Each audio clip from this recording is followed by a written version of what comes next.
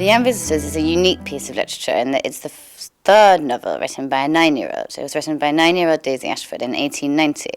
She was a prestigious novelist, but her last novel was written at the age of 12. This is much her most successful novel. It was the first published. She left it in a drawer, having abandoned her career as a novelist, and rediscovered it while doing a spring clean, aged 40. Then she lent it to a friend, and it gradually passed through London society, where it was discovered by J.M. Barrie, the author of Peter Pan, who published it with a foreword by him. I believe that the first edition had to be reprinted 12 times in the first month. It was so popular. And it's led to an intrigue of whether Barrie himself wrote it, because could a 9-year-old write something so socially astute and comically brilliant? Well, who was your father, eh?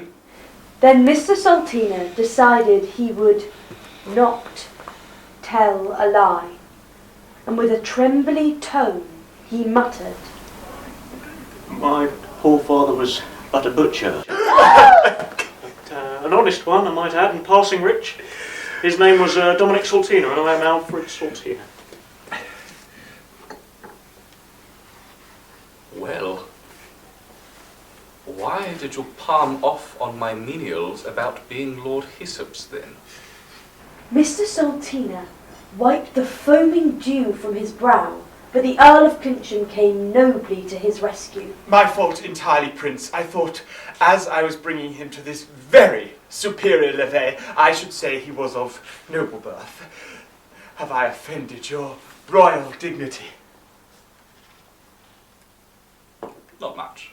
It was a musical in the 60s.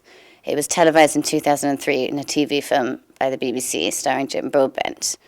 My company, Roughhead Pointer, produced my own adaptation of the play in 2013, and now we're reviving it here in Chiswick. So what makes a play written by a 9-year-old over 100 years ago worth reviving? What's the big deal about it? It's brilliant, it's surreal, it's funny. It's based on her vision of what adult life is like. She's describing a world which she believes is real. So, for example, our characters go to a ball at the palace. Everyone's having ice creams, because that's what a 9-year-old girl would want. The clothes and fabrics are described intensely. It's almost her fantasy of what life should be. It's incredibly funny.